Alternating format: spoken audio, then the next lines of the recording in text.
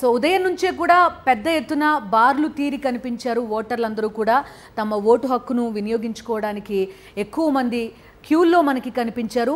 Almost ప్రతి చోట కూడా 9 నుంచి 10% వరకు పోల్ పర్సంటేజ్ నమోదైంది. రైట్, కొన్ని అప్డేట్స్ తీసుకునే ప్రయత్నం చేద్దాం. భీమిలి, నక్కపల్లి ఇక్కడ నుంచి నాయుడు, రాజ్కుమార్ మా ప్రతినిధులు మనకు అందుబాటులో ఉన్నారు. నాయుడు, మీరున్నటువంటి పోలింగ్ కేంద్రం వద్ద ప్రస్తుత పరిస్థితి ఏంటి? ఈశ్వర్, అనకాపల్లి జిల్లాలో ఉదయం నుండి కూడా పోలింగ్ ప్రశాంత వాతావరణంలో జరుగుతుంది. ఉదయం 7 గంటలకే పోలింగ్ ప్రారంభమైన సమయానికే పెద్ద ఎత్తున ప్రజలందరూ కూడా పోలింగ్ కేంద్రాల వద్ద బారులు తీరారు. ప్రస్తుతం మనం అనకాపల్లి జిల్లా పాయకరాపేట నియోజకవర్గం నక్కపల్లి ప్రభుత్వ హై స్కూల్లో ఉన్నాము. ఇక్కడ మనం చూడొచ్చు, మహిళలు ముఖ్యంగా పెద్ద సంఖ్యలో తమ ఓటు హక్కును వినియోగించుకోవడానికి బారులు తీరు ఉన్నారు. ఉదయం నుంచి కూడా ఇదే తరహా పరిస్థితి ఇక్కడ కనిపిస్తుంది. ఎండను సైతం లెక్క చేయకుండా కూడా మహిళలందరూ కూడా ఈ పోలింగ్ కేంద్రాల వద్దకు చేరుకుని తమ ఓటు హక్కును వినియోగించుకొని ఉన్నారు. అలాగే వచ్చిన వారికి కూడా ఎటువంటి ఇబ్బంది లేకుండా అన్ని ఏర్పాట్లు కూడా ఇక్కడ అధికారులు ఏర్పాటు చేశారు.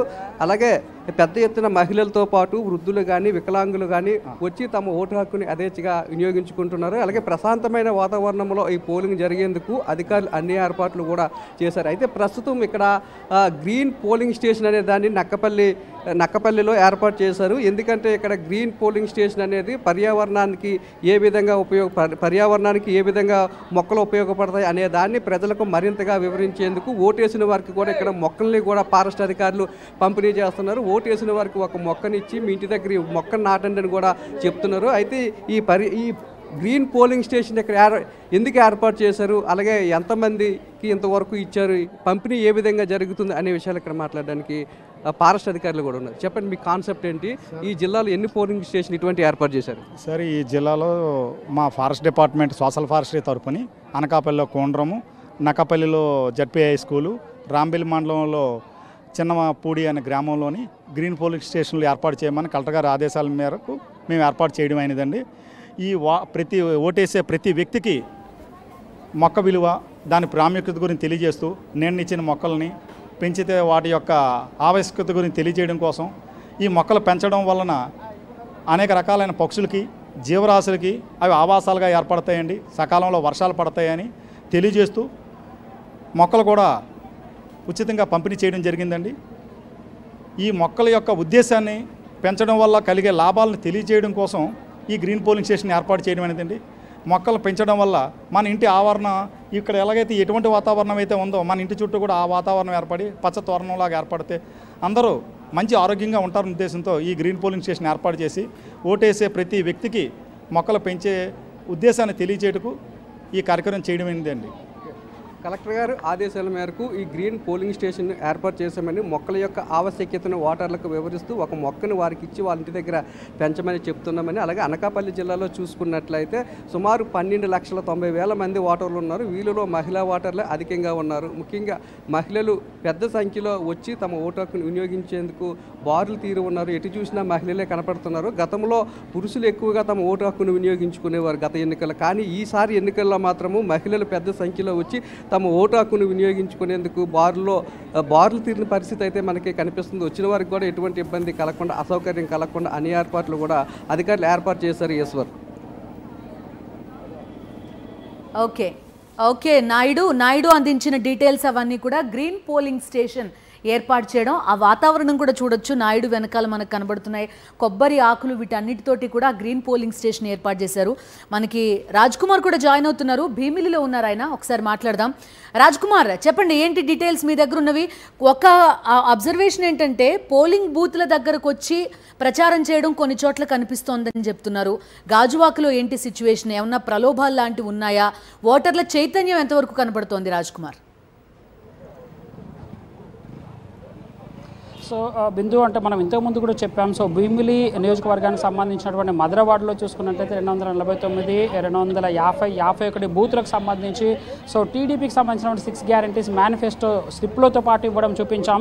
సో మళ్ళీ ఇంకొక ప్లేస్లో కూడా సాయిరామ్ నగర్ కాలనీ సేమ్ భీమిలి నియోజకవర్గానికి సంబంధించి 301, 302, 303 బూతులకు సంబంధించిన దాంట్లో కూడా సో పూర్తి స్థాయిలో అక్కడ ఉన్నటువంటి 6 గ్యారంటీస్ అనేటువంటి ఎల్లో పేజెస్ ప్రింట్ చేసినటువంటి కూటమికి సంబంధించినటువంటి మేనిఫెస్టో పంపిణీ చేయడం జరిగింది. దానికి సంబంధించినటువంటి ఎక్స్క్లూజివ్ విజువల్స్ ఇచ్చి అక్కడ జరిగినటువంటి సిచ్యువేషన్ మనం వివరించేటువంటి ప్రయత్నం చేద్దాం.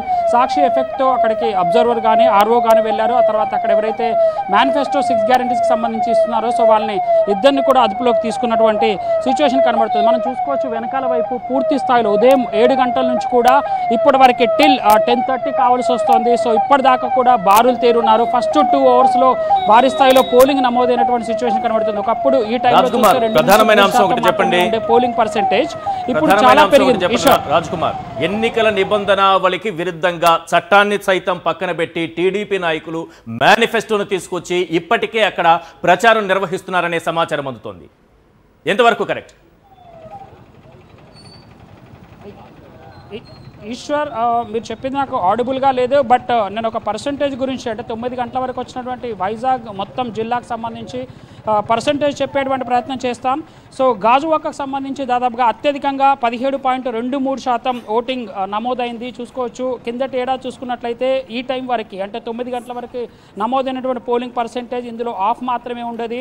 సో అత్యధికంగా రికార్డ్ స్థాయిలో అంటే వృద్ధులకు సంబంధించి కానీ మహిళలకు సంబంధించి కానీ భారీ స్థాయిలో ఇక్కడ క్యూలో ఉండి ఓట్లు నమోదు చేసుకునేందుకు వస్తున్నారు. సంబంధించి కూడా మనం నిన్న చెప్పాం కలెక్టర్ పూర్తి స్థాయిలో ఏర్పాటు చేయడం. ఈశ్వర్, క్లియర్గా ఉందా నా వాయిస్?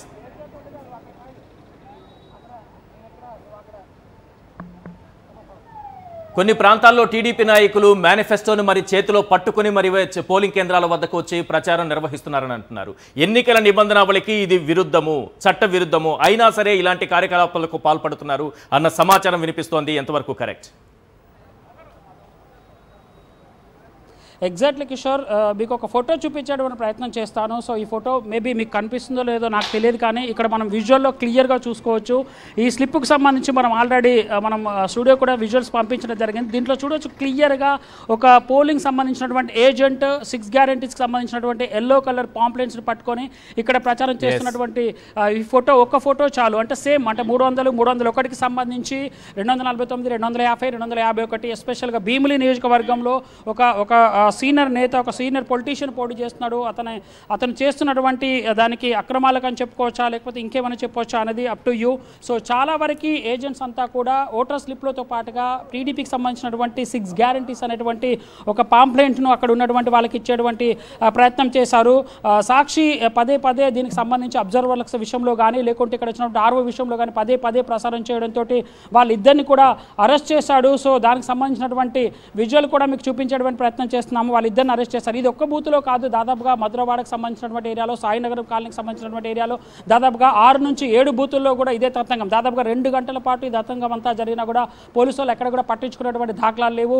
అదేవిధంగా అబ్జర్వర్కి సంబంధించి కూడా మనం ఇన్ఫామ్ చేశాం. సో ఇన్ఫామ్ చేసిన తర్వాత 1 అవర్ తర్వాత వాళ్ళు అక్కడికి వెళ్ళి అక్కడ ఉన్నటువంటి ఏజెంట్స్ని అదుపులోకి తీసుకున్నటువంటి పరిస్థితి కనబడుతుంది. అంటే ఇప్పటికి కూడా స్లిప్పులతో పాటుగా మేనిఫెస్టోని 6 గ్యారెంటీస్ని ప్రచారం చేసేటువంటి ప్రయత్నాన్ని కూటమి అభ్యర్థులు చేస్తున్నటువంటి సిచ్యువేషన్ కనబడుతుంది. కొన్ని ప్లేసులలో అయితే మధురవాడకు సంబంధించినటువంటి కొన్ని ప్లేసులలో ఏకంగా క్యూ లైన్లో ఉన్నటువంటి వారికి డబ్బులు పంచేటువంటి దృశ్యాలను కూడా మనం ఉదయం నుంచి టెలికాస్ట్ చేస్తున్నాం. ఇప్పుడు కూడా కొంత 301, 302కు సంబంధించినటువంటి బూతులలో కూడా అదే సిచ్యువేషన్ కనబడుతుంది. అయినప్పటికీ కూడా ఇంత ఎండ ఉన్నప్పటికీ కూడా ఓటర్లు మాత్రం ఉదయం నుంచి చూసుకున్నట్లయితే భారీ స్థాయిలో వస్తున్నారు. గాజువాకలో అత్యధికంగా 17.5% ఓటింగ్ సర్లు నమోదైంది. ఓవరాల్గా వైజాగ్ మొత్తం చూసుకుంటే 11% వరకు పోలింగ్ నమోదైనటువంటి సిచ్యువేషన్ కనబడుతుంది. చాలామంది పెద్దవాళ్ళు, చిన్నవాళ్ళు, ఒక అమ్మాయి కూడా తను ఓటు హక్కు వినియోగించుకునేటువంటి ప్రయత్నం చేస్తుంది. చూసుకోవచ్చు ఆవిడ కొంచెం నడవలేని స్థితిలో ఉంది. అయినా కూడా ఆటోలో వచ్చి ఇక్కడ ఓటు వేసేటువంటి ప్రయత్నం చేస్తుంది. ఆ విజువల్ మీకు చూపించేటువంటి ప్రయత్నం చేస్తున్నాను. అంటే ఒక రకంగా ఓటు హక్కు అనేది అందరూ వినియోగించుకోవాలి, ఖచ్చితంగా ఓటు వేయాలి అనేటువంటిది మనం చెప్పుకోవచ్చు. మహిళలు, వృద్ధులు పెద్ద ఎత్తున ఓటింగ్ నమోదు చేస్తున్నటువంటి దృశ్యాలు మనకు కనబడుతున్నాయి. చాలా సైలెంట్గా ఇంతకుముందు జరిగినటువంటి ఎలక్షన్స్ ఒకవైపు, 2024లో జరిగినటువంటి ఎలక్షన్స్ ఒకవైపుగా చెప్పుకోవచ్చు. దట్ మీరు కూడా చాలా చూశారు ప్రచారాలకు సంబంధించి ఏం చేశారనేది. ఉదయం నుంచి మేము చూపిస్తున్నాం ఎలా ఎక్కడ ఏ సిచ్యువేషన్ దొరికినా సరే వాటిని పూర్తిగా యూటిలైజ్ చేసుకోవాలి అనేటువంటి నిబంధనలను తుంగలోకి తొక్కి చేస్తున్నటువంటి ప్రచారాన్ని బూతుల దగ్గర చూస్తున్నాం. రైట్ రాజ్ కుమార్, మరిన్ని అప్డేట్స్ కోసం మళ్ళీ మిమ్మల్ని కాంటాక్ట్ చేస్తాను. ఎగ్జాక్ట్లీ. సో ప్రతి ఒక్కరి అభిప్రాయం మ్యాటర్స్. వాళ్ళ శారీరక స్థితి కానీ లేకపోతే వాళ్ళ కులం కానీ మతం కానీ ఏది ముఖ్యం కాదు, వాళ్ళు ఇచ్చే ఓటు వాళ్ళ అభిప్రాయం చాలా విలువైనది అని చెప్పడమే ప్రజాస్వామ్యం యొక్క లక్ష్యం. దానికి తగ్గట్టుగానే మనం చూస్తున్నాం ఎంతమంది ఓటర్లు, ఎంత డైవర్సిఫైడ్ ఓటర్లు వచ్చి తమ ఓటు హక్కు వినియోగించుకుంటున్నారు అనేది కూడా చూడొచ్చు. సో 10 గంటలకి పూర్తయ్యేసరికి ఈసీ తన డేటా నమోదు చేసింది. ఓవరాల్గా 9.4% పోల్ పర్సంటేజ్ మనకి స్టేట్లో నమోదైతే గాజువాకలో అత్యధికంగా 17.23% పోలింగ్ నమోదైనట్టుగా ఈసీ వివరించిన అధికారిక లెక్కల్లో కూడా మనం చూస్తున్నాం. ఓవరాల్గా ఆంధ్రప్రదేశ్లో 9.4%గా ఈ ఓటర్ టర్న్అవుట్ కనుక ఉంటే గాజువాక దగ్గరకు వచ్చేసరికి మాత్రం 17.23% పోలింగ్ నమోదైంది. సో గాజువాక లాంటి ఒక ప్రాంతంలో 17.23% ఉదయం 3 గంటలు దాటేసరికి, అంటే 7 గంటలకి మొదలైన పోలింగ్ 10 గంటల వరకు, ఈ 3 గంటల్లోనే 17.23% పోలింగ్ నమోదైనట్టుగా తెలుస్తోంది. 80 నుంచి 85% పోల్ పర్సంటేజ్ ఎక్స్పెక్ట్ చేస్తున్నారు ఈసీ అధికారులు. మరి దాన్ని క్రాస్ చేస్తారా, ఇలా గాజువాకని మించి ఇంకా ఏ నియోజకవర్గాల్లో ఈ పోల్ పర్సంటేజ్ నమోదవుతుంది, ఇలాంటి అన్ని వివరాలు కూడా ఇంకా చూడాల్సి ఉంది.